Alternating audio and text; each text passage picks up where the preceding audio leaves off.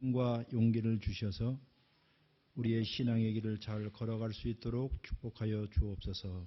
예수님의 이름으로 기도합니다. 아멘. 오후 시간에 우리 신앙교육 시간에 오신 여러분들을 진짜 진심으로 환영합니다. 예. 이제 우리 성가대를 이제 하기로 했는데 제가 이제 성가대원이 됐습니다. 오늘서부터 그 연습을 하는데요. 우리 장장로님이 아주 멋진 말을 하셨어요. 무슨 얘기인가 하니 소리에도 길이 있대요. 들어보니까 그런 것 같아요. 소리에도 그냥 자기 마음대로 내는 소리가 아니라 소리가 일정하게 갈 수 있는 길이 있어서 그 길로 잘 가도록 해야 한다 하는 말이 오늘 아침에도 설교를 통해서 은혜 받았지만은 성가 연습하면서도 은혜를 받았습니다. 여기 길이라는 말이 있죠. 길. 우리가 최근에 들어서 우리 사회에서 제일 많이 사용하는 말 가운데 아마 길일 것이에요. 길. 또 우리 교회에서도 제일 많이 사용했던 말 중에 하나가 또 길이고요. 또 성경에서도 가장 중요한 단어 중에 하나를 고르라면 저는 지체하지 아니하고 길이라는 말을 꼭 씁니다. 길 하면 구약성경이나 신약성경 가운데서 굉장히 중요한 말로 나오는데요. 예를 들어서 시편 119장 105절을 다 암송하실 테니까는 암송하겠습니다. 시작. 다 같이 시작. 주의 말씀은 내 발의 등이요 내 길의 빛입니다. 그랬죠. 유명한 말이 아니에요. 시편 전체를 보면 대부분 기도하고 찬양 아니겠어요. 기도하고 찬양은 우리가 지난 시간에 배운 것처럼 우리 예배라는 것은 항상 쌍방이기 때문에 일방적이 아니라 먼저 하나님께서 우리에게 말씀을 하시고 그리고 그 말씀을 들은 우리는 하나님께 반응을 하는데 반응하는 방식이 크게 두 가지라고 그랬어요. 하나는 기도하는 것과 또 하나는 찬양하는 것이죠. 자, 기도하고 찬양에 관해서 지난 시간 우리가 배웠습니다. 이것이 이제 우리가 응답하고 반응하며 사는 삶이라고 그랬습니다. 그러면 기도는 많은 경우에서 부르짖거나 하나님께 간청을 하는 것이 기도의 대부분입니다. 그리고 찬양은 그야말로 즐거워하고 기뻐하는 것인데, 자, 기도하고 찬양 가운데 어느 것이 우리 인생 삶에 있어서 많을까요?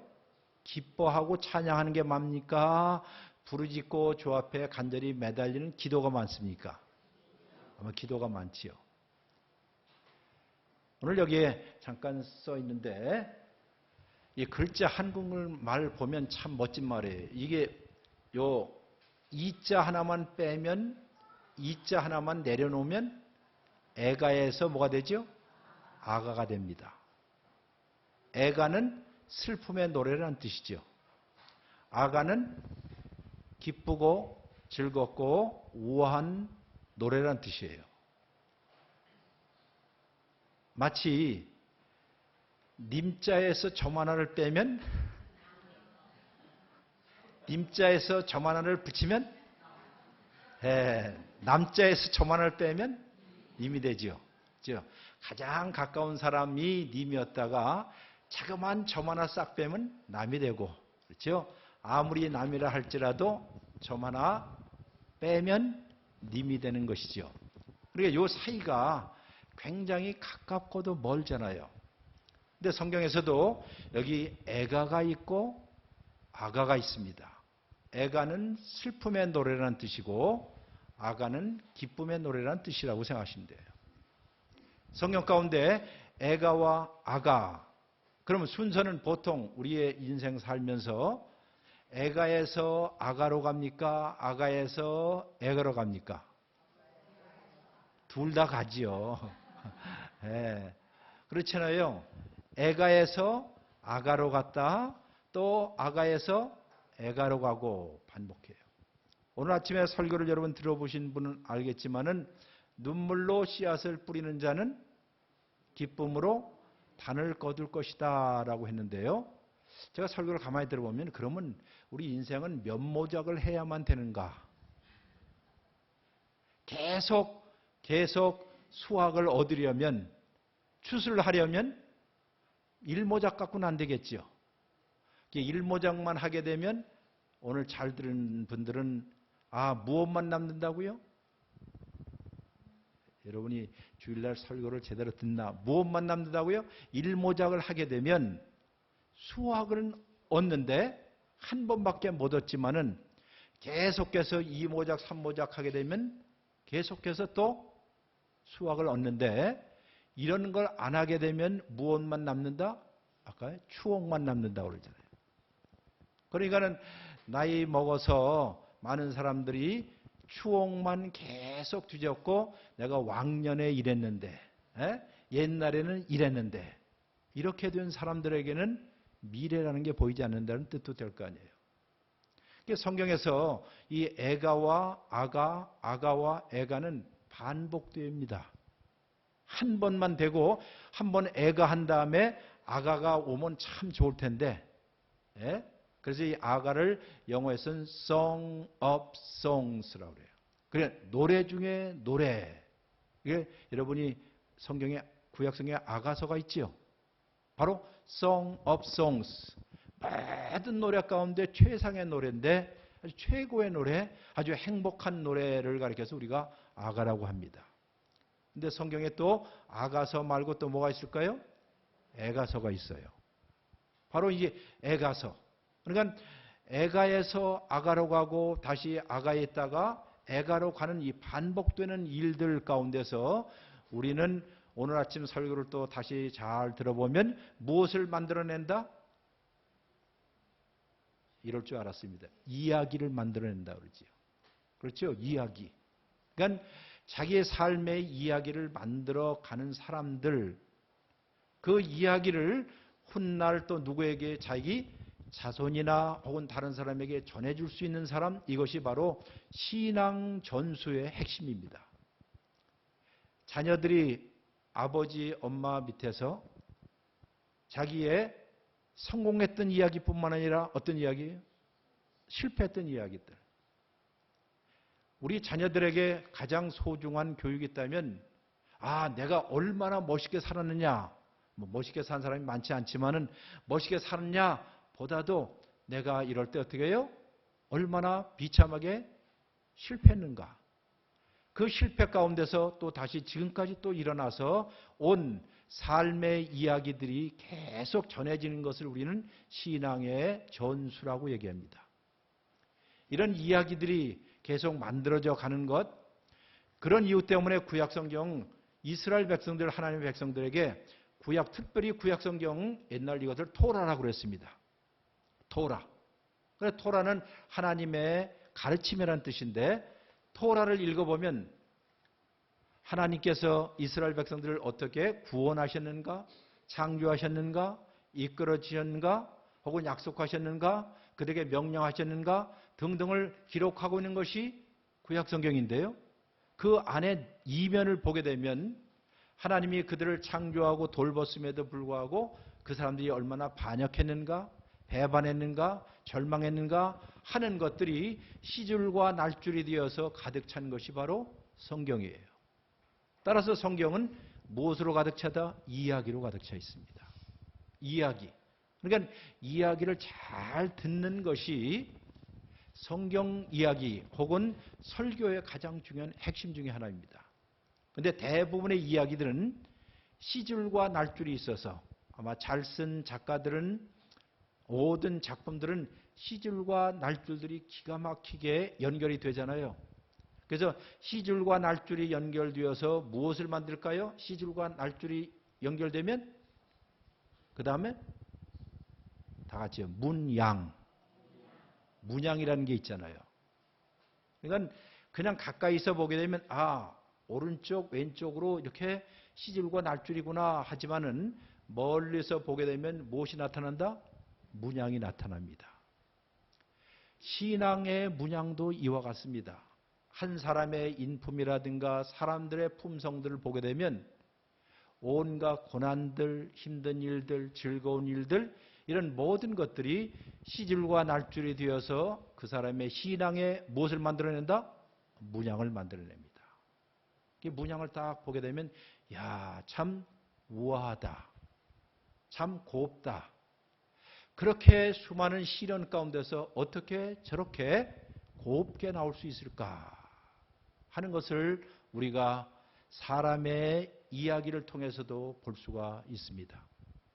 여러분과 제가 하나님의 말씀을 듣는 이유는 딱 그것 때문이에요. 궁극적으로 여러분과 저의 삶의 문양들이 어떻게 나타날 것인가. 그리고 누군가가 저 사람 보면 20평생, 30평, 40, 50, 60평생 신앙생활을 하면서 나타난 문양을 보니까는 보기에 못하더라. 보기에 좋더라. 자, 좋더라는 말을 제일 많이 사용하고 있는 곳이 성경 어딜까요? 예, 잘 아시네 이제는. 예, 창세기 1장입니다. 즉 하나님께서 원래 의도했던 대로 참 좋더라. 아마 이 좋음이라는 말, 그렇죠? 영어로 하면 다 같이 한번 할까요? 좋음이 뭐죠? 좋다가? 다 같이요. 그것이죠. 자, 영어로 G-O-O-D죠.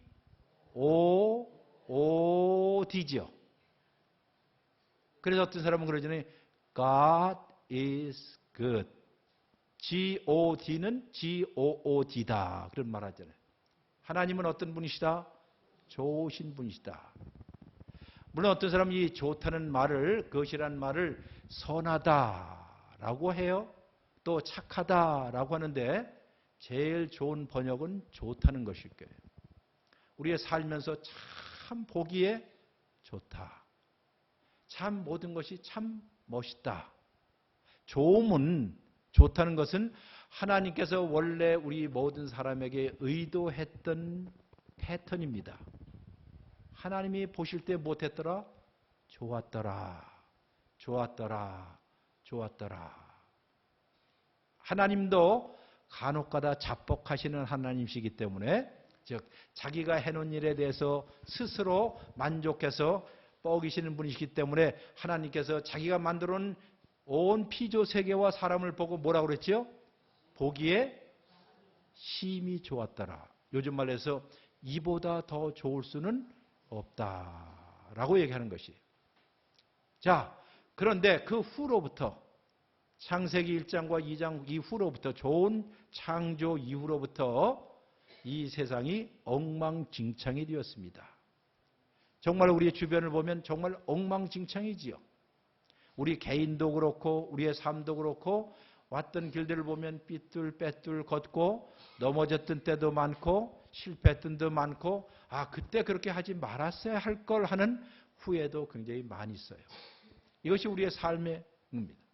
그러면서도 더 아름다운 문양을 만들어내기 위해서 오늘도 내일도 시줄과 날줄을 가지고 마치 물레를 타는 한 여인처럼 곱게 우리의 삶의 카페트를 만들어 가거나 아니면 토기장이가 물레 위에 선반 위에 진흙을 가지고 아름다운 도자기를 만드는 것처럼 그렇게 만들어가는 것이 우리의 삶입니다.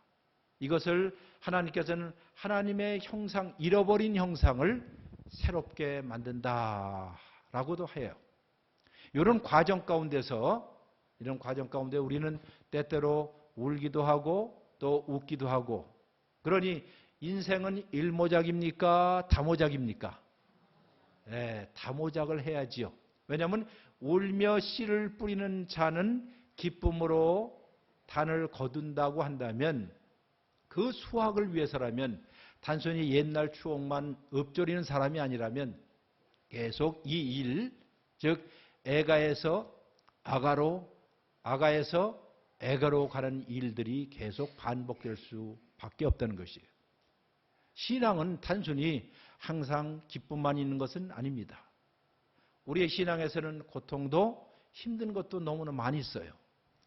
그런데 많은 경우에 대부분의 경우 신앙생활에 있어서는 힘든 일이 더 많을 때가 많이 있습니다. 사실 신앙생활뿐만 아니라 가정생활도 그렇죠. 자녀 기르는 것도 그렇죠. 사업하는 것도 그렇죠. 인간관계도 그렇죠.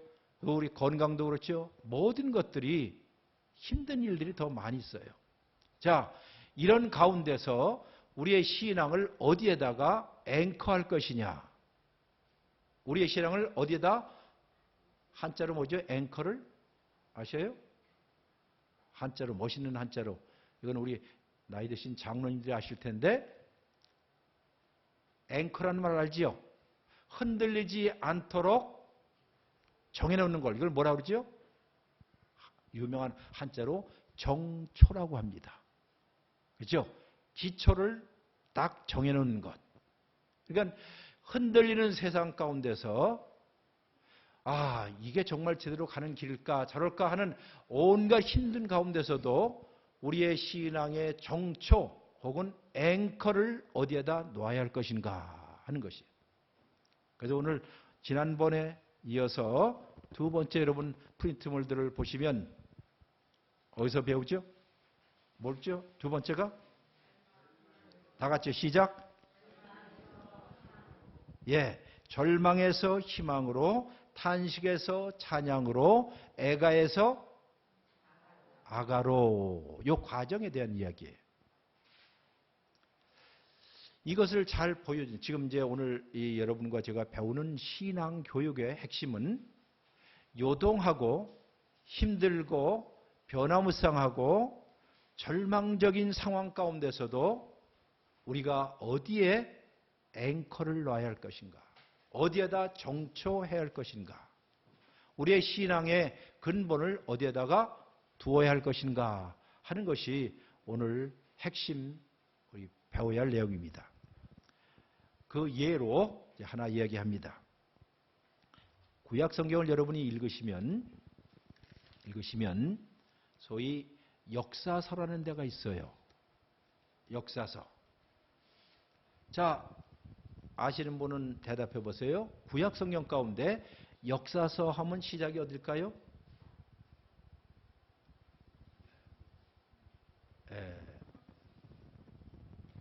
우리가 부끄럽습니다. 모세 오경은 다 배웠지요? 창출, 레민신, 이게 뭐라고요? 토라라고 그랬죠. 그 토라는 다 이야기로 되어 있죠. 이런 이야기, 저런 이야기, 하나님의 백성들이 만들어갔던 문양의 이야기죠. 여기에 불평도 있고, 불만도 있고, 뭐 죽음도 있고, 온갖 다 이야기를 귀담아 들어요. 그 다음에 나오는 것이 바로 역사서라고 하는 것이에요. 자, 역사서는 크게 여호수아로부터 시작합니다. 여호수아, 사사기, 그 다음 사무엘 상하, 열왕기 상하까지만 얘기하겠어요. 자, 어디라고요? 여호수아, 사사기, 사무엘서, 열왕기서까지만. 자, 잘 보시면 그 역사를 여러분이 그냥 단순히 옛날 이야기가 아니라 하나님이 백성들이 걸어갔던 발자취예요. 발자취요. 여러분 누군가가 지나갔던 발자취를 쭉 보면 그걸 우리가 이력서라고 그러죠. 이력이란 말이 그것입니다. 누가 걸어갔던 그 발자취. 그러면 그 이력서를 보면 여러분 어디 나왔다 이것만 따지는 건 이력이 아니라 그가 걸어왔던 발자취가 바로 이력입니다. 그럼 하나님의 백성들이 어떻게 걸어왔는가 하는 그 발걸음을 자세하게 기록하고 있는 것이 무슨 서? 역사서예요. 다 같이. 역사서. 역사를 기억하지 못하는 민족은 망해요. 왜 여러분과 우리 대한민국 사람들이 우리의 역사들을 굉장히 중요시 여길까? 왜 대한민국이 어떻게 생겨났을까? 옛날로부터 삼국시대, 고전서부터 삼국시대에서부터 어떻게 이조시대까지 오고 그 다음에 일제강점기가 왜 왔고 이런 가운데 어떻게 독립을 했고 어떻게 지금까지 오게 되었는가 하는 역사를 잃어버리는 백성들은 미래가 없어요. 오늘날 많은 사람들이 그저 오늘 먹고 사는 일들에만 관심이 있다고 한다면 그거는 국민으로서의 의식도 없는 것이죠. 더더욱이 하나님의 백성들이라고 한다면 여러분과 제가 하나님의 백성이 걸어왔던 그 역사가 어디로부터라고요? 여호수아, 사사기, 사무엘서, 열왕기서예요. 그게요. 근데 그거를 자 한번 따라서 할까요? 다 같이 대하 신앙사, 대하 이스라엘 신앙사. 자, 여기에서 이스라엘 그냥 역사라고 부르지 않았습니다. 저기 중동에는 그 이스라엘의 역사가 아니라 이스라엘의 뭐라고요? 신앙사. 즉 하나님의 백성들로서 이스라엘이 어떻게 걸었는가 하는 신앙의 발자취를 자세하게 기록하고 있는 것이 바로 역사서예요. 그 역사서를 딱 한마디로 이야기한다면 처음에는 다 같이 맨 끝은 아웃. 무슨 뜻인가 하니 여호수아는 약속의 땅에 그렇게도 꿈에도 그렸던 약속의 땅에 들어가는 이야기 아니겠어요. 그런데 대하 이스라엘 신앙사를 쭉 읽어보니 맨 끝에는 어떻게 나올까요? 바로 그 이스라엘 백성들이 추방을 당해서 엑사일 당해 추방해서 저 멀고 먼 바벨론이라는 나라에 끌려가서 살게 되는 비참한 이야기로 끝을 맺어요. 해피엔딩일까요? 아니에요. 해피엔딩이 아니에요. 그게 불행한 이야기예요. 전에도 얘기했지만 창세기 1장이 에덴 동산에서 시작하여서 창세기 맨 마지막이 애굽에서 요셉이 죽는 관으로 끝나는 것처럼, 즉 생명으로 시작하여 무엇으로 끝난다? 죽음으로 시작하는 것이 우리 인생이에요. 낳고 살고 죽는 것, 항상 죽음이 마지막인데 하나님의 백성의 역사를 가만히 봐도 그렇게도 꿈에도 그렸던 약속의 땅에 들어갔는데 그 약속의 땅에서 살지 못하고 맨 끝에 보니 어떻게 해요? 추방되었더라는 거예요. 이 추방의 역사입니다. 결국 우리 모든 인간 실존, 여러분과 저의 모든 삶은 결국 추방의 역사요, 실향민들의 역사요, 고향을 잃어버린 사람들의 이야기라는 것이에요. 그럼 역으로 이야기해서 우리가 그것을 읽는 이유 중에 하나는, 실향민들의 가장 큰 바람이 무엇일까요? 실향민들이 탄식하며 부르는 노래 애가가 무엇일까요? 한번 불러봐. 시작. 타양살이 몇 해 든가 손꼽아 해여보, 아니면 눈물 젖은 두만강을 부른다든가. 이게 실향민들의 노래 아니겠어요? 애가지요. 그 어디에도 장조의 노래는 없고 기쁨의 노래는 없습니다. 그 노래를 부름으로써 모든 사람들은 맞아, 우리가 연대감이 있구나, 우리가 이런 사람들이구나, 고향을 잃은 사람들이구나 하는 것을 경험하죠. 여러분, 한국 사람이 아닌 사람들에게, 한국 사람이 아닌 다른 사람에게 혹은 미국 사람에게 그 노래 불러보라고 그래보세요. 이게 뭐야 그럴 거예요. 그런데 우리의 후손들은, 심지어 우리의 후손들, 즉 그때의 그 서글픈 분단 혹은 고향을 잃어버린 경험을 실제로 하지 못해도 누구로부터요? 우리의 부모로부터, 우리의 조상으로부터, 우리의 역사를 통해서 우리가 몸속에 배어 있어요. 그러니 언제, 여기 있는 분들 다 그렇지만 여기 두만강 넘어가 보신 있어요? 없지요. 그래도 월요일 날 10시에 하는 흘러간 노래 들으면서 10시에 뭐 하죠? 월요일 날 10시에 하는 게, 밤 10시에 하는 게 있어요. 뭐예요? 가요 무대. 가요 무대 가운데 종종 일제 강점기 시대에 나왔던 노래들이 나오면요, 그냥 읽는 게 아니라, 그냥 부르는 게 아니라, 그때를 한번 생각해 보세요. 조국을 잃고 저 간도 지방에서, 중국 대평원에서, 그것이 송화강이 되었든 뭐 이일송정을 부르든 간에, 그렇게 해서 연결되어 있는 민족의 연대감을 느끼는 것이 바로 대한민국 사람이라는 뜻이에요. 신앙도 이와 같습니다. 신앙은 결코 혼자 생기는 것이 아니거든요. 신앙의 전수라는 게 이렇게 중요하고, 함께 만들어갔던 이야기를 반복해서 들으면서 자기의 정체성을 확인하는 것이 바로 신앙이에요. 그런데 아까 얘기한 것처럼 그 역사서를 읽으면서 하나님의 백성들이 어떻게 그렇게도 꿈에도 그랬던 가나안 땅에 들어갔다가 맨 끝에 추방되는 이야기, 그리고 그 추방되는 가나안 땅, 바벨론에서 불렀던 이야기가 아까 그런 노래예요. 두만강 푸른 물에, 뭘까요? 무슨 노래지요? 김정구 씨 말고 그게 뭐예요? 그발강으로 바꿔야겠죠. 여러분, 그발강 아시죠? 바벨론에 있는 그발강이 있는데 거기에 정착민들이 모였어요. 누구? 유대 백성들, 하나님의 백성들 거기에요. 멀리 두고 온 고향을 그리우면서 불렀던 노래가 두만강 푸른 물에가 아니라 뭐예요? 그발강 푸른 물에. 그거예요. 언제나 다시 돌아옵니다. 그러면 그 노래들은 대부분 애가입니다. 애가. 슬픔의 노래예요. 장조의 노래는 거의 없어요. 다 단조입니다. 흥미있게도, 흥미있는지 여러분 몰라도 우리 찬송가를 보면, 찬송가는 음악적으로 거의 한국에 있는 찬송가는 95%가 다 장조예요. 장조 노래.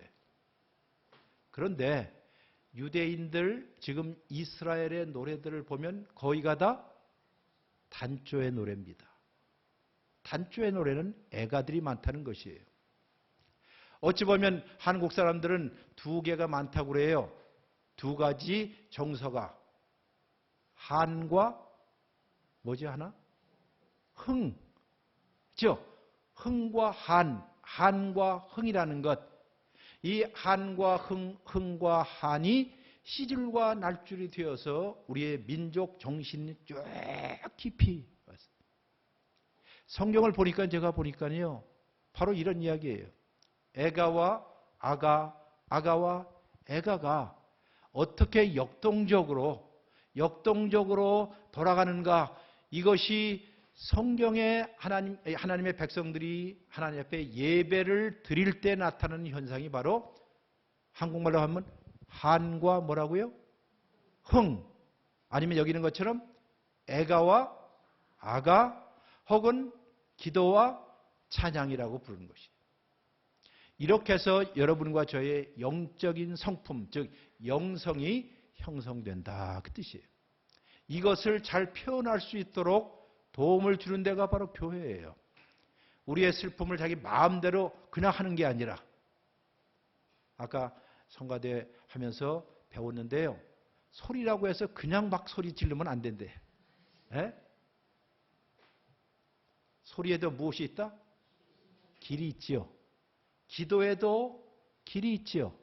찬양에도 길이 있지요. 길을 알려주는 것이 바로 성경입니다. 그 길. 자, 이스라엘 백성을 지금 이제 짧게 얘기한다면, 이스라엘 백성들이 주전 587년이에요. 강대국이었던 바벨론의 느부갓네살 제왕이 10만 대군 이상의 어마어마한 군대를 이끌고 먼 거리를 원정 와서 예루살렘을 10년 전서부터 초토화시키죠. 그래서 10년 동안 에워싸다가 587년에 예루살렘이 성이 불타고, 이스라엘 백성들에게는 꿈이요, 자기의 목숨 전부였던 사랑하는 예루살렘 성. 여러분, 한국의 역사에서도 그런 일이 많잖아요. 그것이 지역에도 그렇잖아요.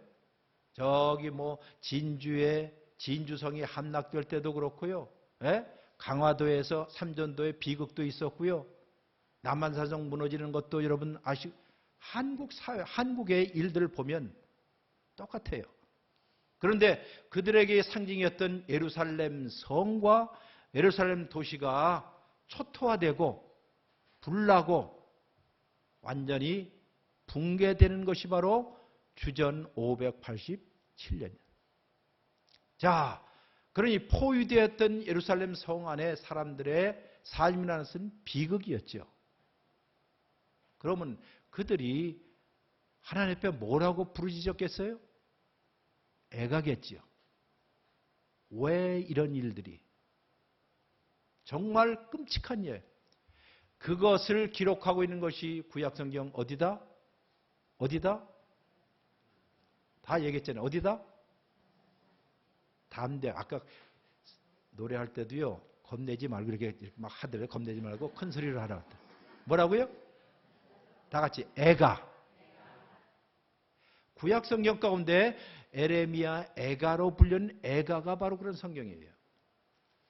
그런데 이 애가는요, 애가는 그러니까 이 히브리의 시인들이요, 이들이 노래를 할 때 그냥 노래하지 않고 그냥 막 되는 게 아니라 정형화되어서 이런 슬픔을 표현할 수 있도록 만들었어요. 근데 어떻게 했냐면 여기도 알파벳 C로 되어 있어요. 그러니까 알파벳 C는 가나다 시입니다. 가나다. 어젯밤에 이 가나다 시를 생각하다가 지난번에 쓴 거 말고 다르게 어떻게 할까? 가성비가 좋은 것을 사러 가라고 하고 나더러 가라고 했더니 없네. 다 알아. 라면 혼자 끓여 먹었어. 뭐 이런 거예요.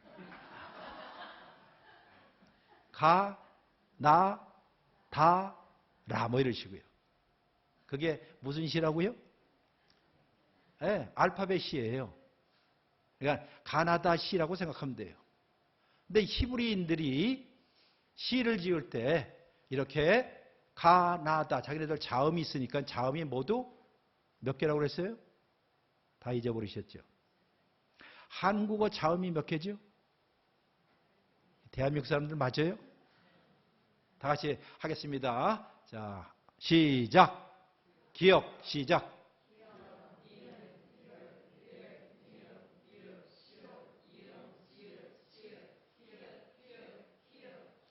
모두 몇 개예요?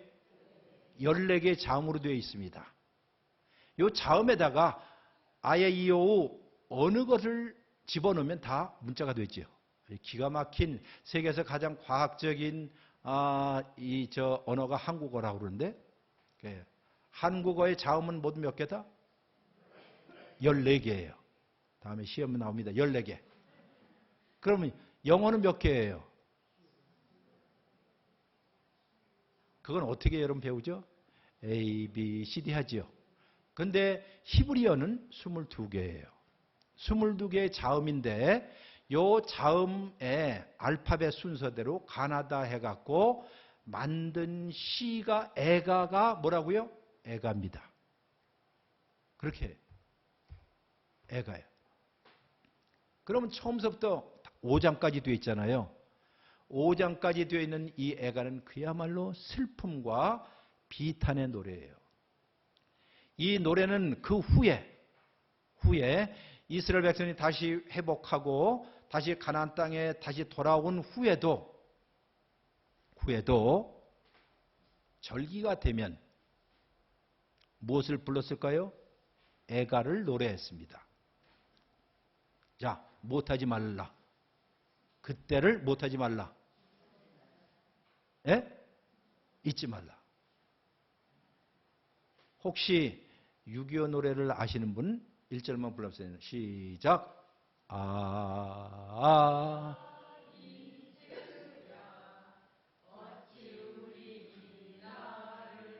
됐어요. 예. 무엇하지 말라? 반대로 기억하라는 것이지요. 우리 그리스도인들에게서 가장 중요한 이 마음과 뇌에 있어서 중요한 것이 바로 기억하는 것입니다. 하나님이 우리를 위해서 어떤 일을 했는가? 우리가 어떤 짓을 하고 살았는가? 하는 것들, 그리고 이 과거의 이 비참한 것들을 요새 젊은이들이 역사를 모른다는 게 바로 이런 비극이에요. 모두들이 다 먹고 살만하니까는 역사를 잊기 시작하면 그 나라에 미래가 없어요. 이처럼 하나님의 백성들 역시 애가를 훗날 다시 가나안 땅에 돌아가서 하나님의 백성으로 살면서 정규적으로 때가 되면, 절기가 되면 무엇을 불렀다? 애가를 불렀습니다. 애가를. 그리고 외우기도 쉽게 22개의 자음을 통하여서 애가를 만들었기 때문에 마치 누군가가 선창을 하면 또 따라서 하고, 이렇게 해서 암기하거나 그 내용을 알게끔 하는. 근데 전체를 들어보니까는 다 슬픔의 노래였어요. 저는 이런 의미에서 우스꽝스럽지만은 여러분 자녀들에게, 여러분들도 가끔가다 대한민국 사람이면 이런 일제강점기 때 생겨났던 노래들을 불러보시라고요. 누구에게도, 우리 자녀들에게도. 그건 단순히 센티멘탈한 게 아니라 어떻게 지금 한 민족이 지금 자라왔는가에 대한 이야기들이에요. 이런 이야기들. 그러니까 역사를 안다는 게 바로 중요한데, 이스라엘 백성들이 애가를 반복해서 읽으면서 낭송을 하고 외우고 노래하면서 바로 이 절망이라는 것이 우리의 친척과 같이 언제라도 이런 일들이 있고 또 이런 일을 경험하는 사람들에게 그럼 우리가 절망만 해야 합니까? 애가만 외쳐야 합니까? 할 때 애가는 우리에게 한 줄기의 희망을 주는 메시지였기 때문에 오늘 바로 그 이야기만 하면 마칩니다. 자, 애가가 모두 몇 장으로 되어 있다고요? 모두 몇 장? 예? 예레미야 애가가 모두 몇 장으로 되어 있냐고요? 예, 5장으로 되어 있거든요. 5장.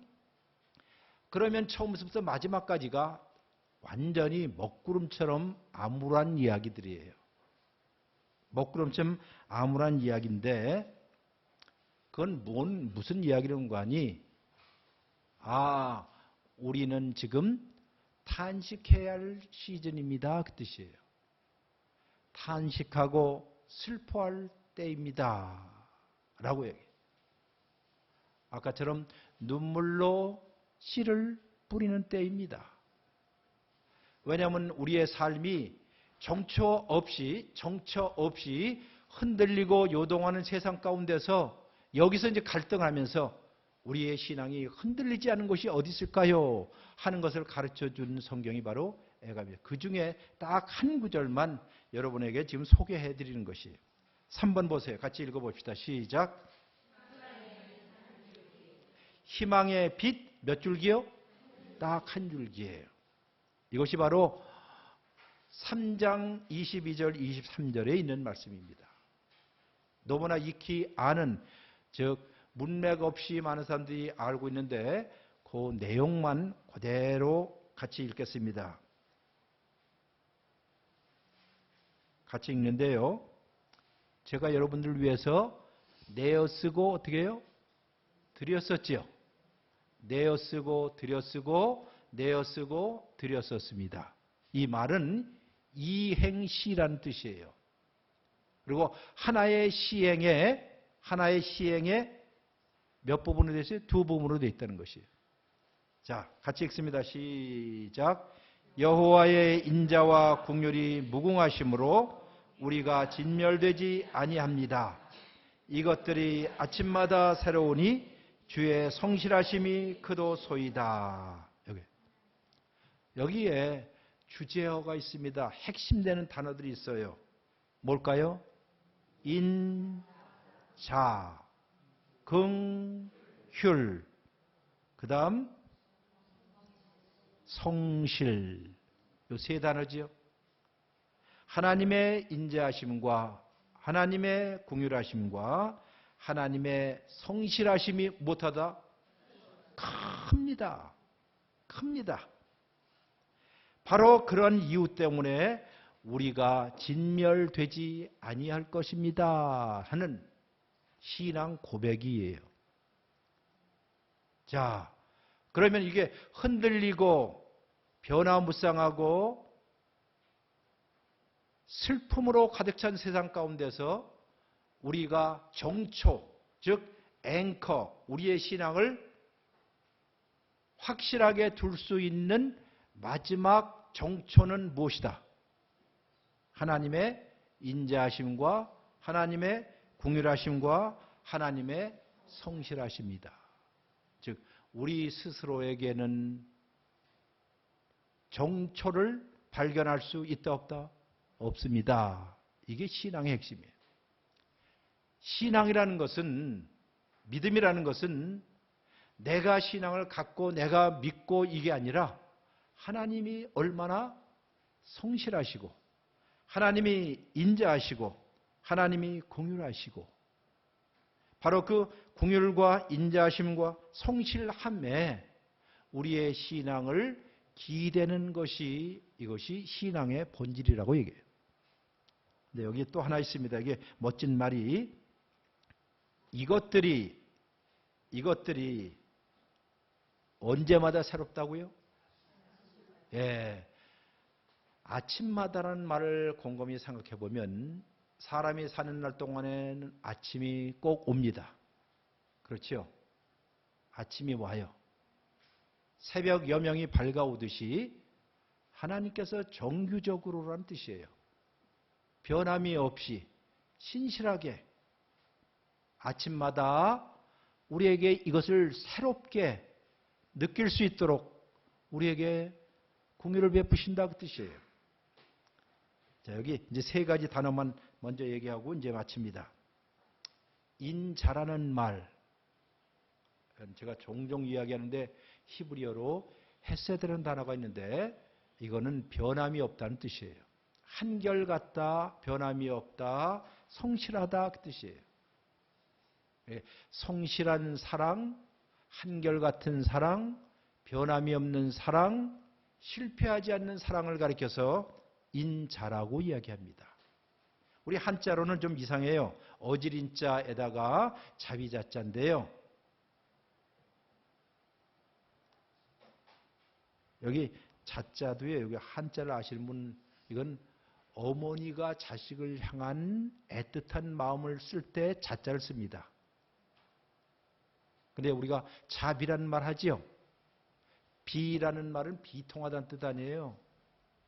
그러면 어머니가 자식을 향해서 애틋한 마음을 갖는 그 비통한 마음, 그걸 갖다가 자비라고 그래요.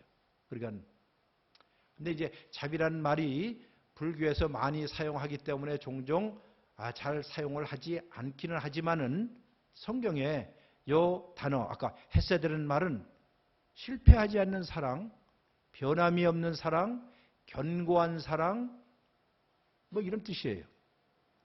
변함이 없다는 뜻이에요. 그러니까 하나님께서 우리를 향하시는 것이 바로 이렇습니다. 또 하나는 긍휼이라는 말이 있어요. 다 같이요. 긍휼. 긍휼이라는 말은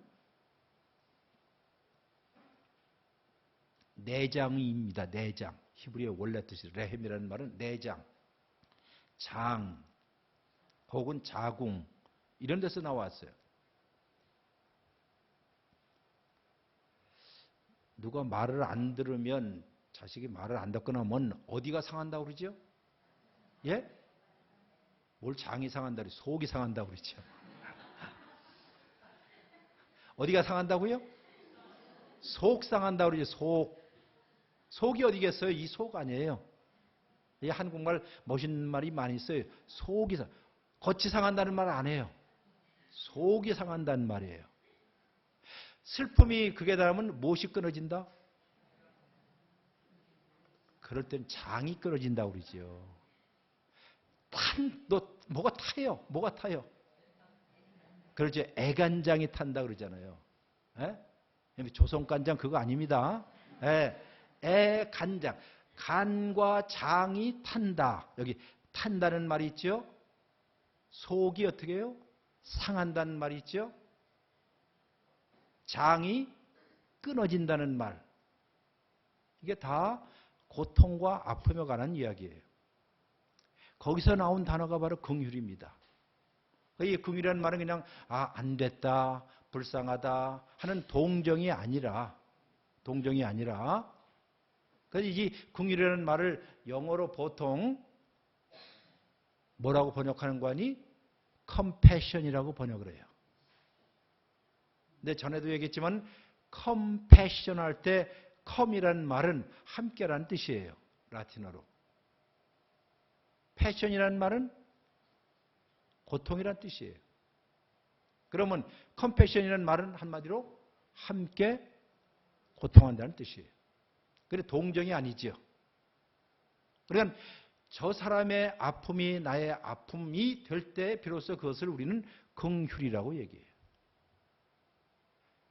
하나님께서 그래서 이제 신학에 이런 말이 있어요. 하나님의 아픔이라는 말이 있어요. 하나님의 아픔, 하나님의 고통이라는 말이 있어요. 그냥 하나님께서 우리를 보시고 너 참 안 됐다. 참 안 됐네. 하는 정도의 동정이 아니라 자기의 자식이 아플 때에 우리 엄마들이 같이 아프고 밤을 지새우는 것처럼 하나님의 고통을 그렇게 표현하는 이걸 갖다 긍휼이라고 해요. 앞에 있는 자비라는 말 했어요. 자비라는 말도 바로 그런 뜻이에요. 그러니까 어머니의 비통한 심정으로라는 말이에요. 그리고 끝으로 성실하시다 하는 말이에요. 바로 이 세 가지가 모든 좋은 것은 세 가지가 있는 것처럼 이 세 가지가 우리의 신앙의 앵커, 신앙이 정초할 수 있는 마지막 기대할 수 있는 언덕이 우리 자신에게 있지 않고 누구에게 있다? 하나님께 있다 하는 것이에요. 그래서 이들이 애가를 부르면서 슬픔의 노래를 부르면서도 마지막까지 견딜 수 있었던 이런 신앙 고백을 했던 것이에요. 자, 신앙 고백이 바로 이것입니다. 여러분과 제가 드려야 할 신앙 고백, 신앙의 고백이라는 것이 여기에 있어요. 하나님 당신은 인자하신 분이십니다. 하나님 당신은 긍휼이 풍성하신 분입니다. 하나님 당신은 성실하신 분이십니다. 그런데 이것이 너무너무 장대하고 큽니다. 내가 기대할 것은 당신밖에 없습니다. 라고 하는 것이 애가 가운데서 마지막 희망의 빗줄기를 우리에게 주신 것이다 생각해요. 이제 그 끝에 이제 여기 보면 이 구절을 가지고 찬양을 지은 목사님이 있어요. 1923년도에 미국의 한 목사님이 목회를 하다가 병에 걸려서 더 이상 목회를 하지 못하고 있다가 이 성경을 읽으면서 어디 읽었다고요? 애가서를 읽다가 이 구절에 와서 탁 걸렸어요. 그리고 묵상하면서 찬송을 지었어요. 그것이 여러분과 제가 부르는 393장에 있는 그 찬송입니다. 그래서 제가 이제 그것을 그대로 영어 원래 원문을 그대로 여러분에게 번역을 해서 한번 보겠습니다. 자, 여기 보면 같이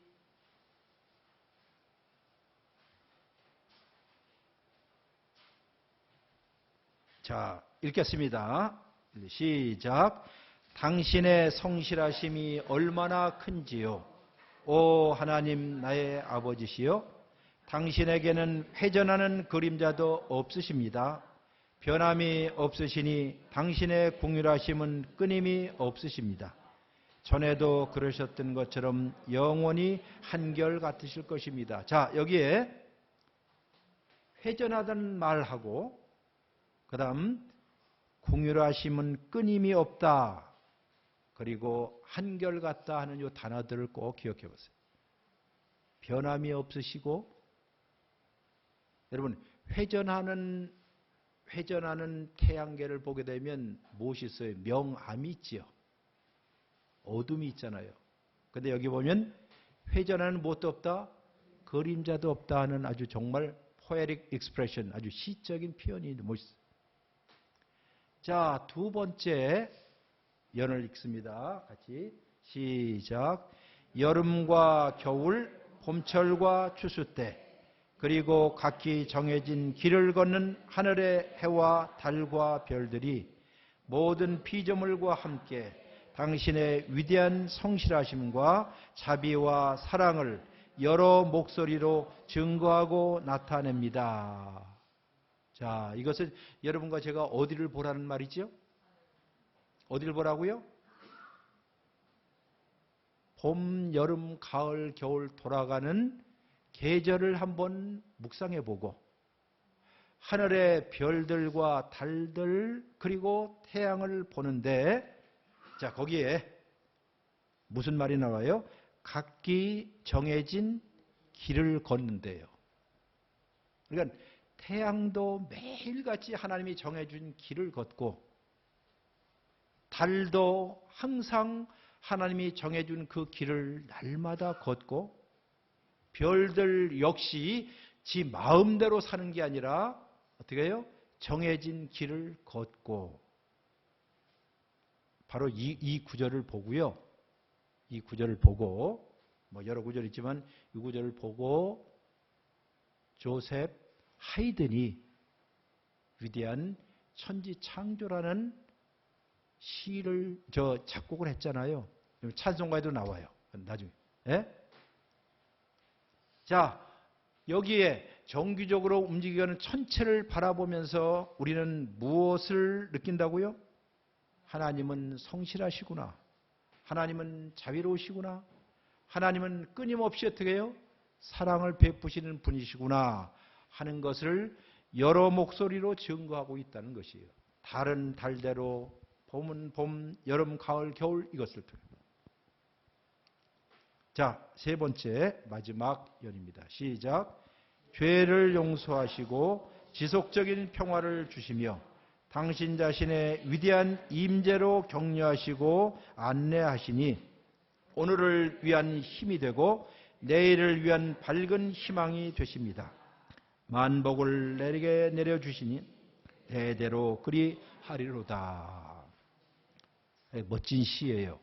한 구절 한 구절 읽어보시면 지속적으로 우리가 여기에 죄를 용서하시고, 아까 2절에서는요 자연계를 통해서 하나님을 기억하게 하고, 3절에서는 우리의 죄를 사유하시고 용서하시고, 그리고 우리에게 평화를 가져다 주시고 우리를 격려하시고 우리를 안내해 주시느니 오늘의 힘이 되고 내일에는 희망이 되는 분이 누구다? 하나님이십니다. 그리고 그분은 대대로 그렇게 하실 것입니다 하는 찬송이에요. 이게 바로 유명한 찬송가 오 신실하신 주예요. 영어로는 Great is thy faithfulness, 즉 제일 먼저 나오는 게 위대하여라 당신의 신실함이여, 이렇게 나와요. 하나님의 신실하심은 위대하고 크기 때문에 우리가 넉넉히 기대할 수 있습니다 라고 얘기합니다. 끝으로 종말로 마지막으로 바울이 그런 말을 많이 했기 때문에 이제 끝으로입니다. 이 끝으로는 진짜 끝이라는 뜻이 아니라 강조한다는 뜻이에요. 끝으로 마지막으로 이 찬송가를 보시면 또 떠오르는 분이 있어요. 그는 한 몇 년 전에 세상을 떠나신 빌리 그레햄 목사님이에요. 아마 아실 거예요. 그런데 그 빌리 그레햄 목사님보다도 조금 더 먼저 세상을 떠나신 분이 그 사모님이었어요. 그리고 이제 자기 남편은 전 세계에 그 복음을 전하러 다니다면 집을 비울 때가 굉장히 많이 있었어요. 그러니 집을 관리하고 자녀를 기르는 일은 그 사모님의 역할이었어요. 그분의 자서전도 있고 근데 참 멋진 분이었는데요. 그분이 이제 세상을 떠나시기 전에 저기 노스캐롤라이나 그쪽에 이제 집이 계신데 그 집 좀 커요. 집 산속에 있기 때문에 집 한쪽에다가 무덤을 만들었어요. 그러니까 가묘지요. 나 죽거든 여기에다가. 그리고 세상 마지막 떠날 때에 자기 남편과 자녀들이 다 둘러앉았습니다. 예, 우리 인생을 멋지게 사는 사람들은 유머 감각이 있어야 되거든요. 죽어가면서도 유머 감각이 있어야 그저 멋있어요. 버나드 쇼는 이렇게 자기 무덤에 이렇게 썼대지요. 내가 이럴 줄 알았어. 이렇게 죽을 줄 알았어. 뭐 한다든가. 이 모든 것은 다 지나갈 거야. 뭐 등등. 그런데 이 사모님이 여기 있는 이제 자기가 이제 임종이 다 됐으니까는 하는 말, 저기 밖에 무덤 보이지요? 다 자녀들 보이지. 예? 엄마 거 아니에요. 그랬더니 저게 뭔지 알아? 저게 우주 발사대야. 우주선 뭐라고요? 발사야. 런칭 패드라고 그래. 우주선 발사대야. 단순히 무덤으로 죽는 것이 아니라 저게 마치 우주로 날아가는 미사일 그 로켓처럼 거기는 죽음 너머에 영원한 생명을 바라다 볼 수 있는 조크로 그러죠. 런칭 패드라고.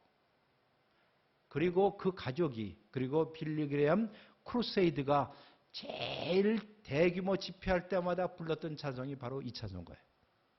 즉 하나님은 어떤 분이시다? 신실한 분이십니다. 봄, 여름, 가을, 겨울, 그리고 달과 별과 태양들 각자 제 길로 가는 것을 보면 역시 하나님은 신실하시고 자비로우시고 긍휼이 많으신 분이십니다. 그분에게 우리의 삶을 기대고 맡기는 것, 이것이 우리가 오늘 배우는 신앙의 핵심입니다. 이제 찬송 이제 다 같이 불러보겠습니다. 뭘 부르는 거 아니? 이걸 찬송 부르면 길 것 같으니까는 짧은 거 복음성가 있죠? 주의 인자는 끝이었고요. 하실 수 있겠죠? 우리 다 같이 그 자리에 일어나서 주의 인자는 다 아실 것입니다.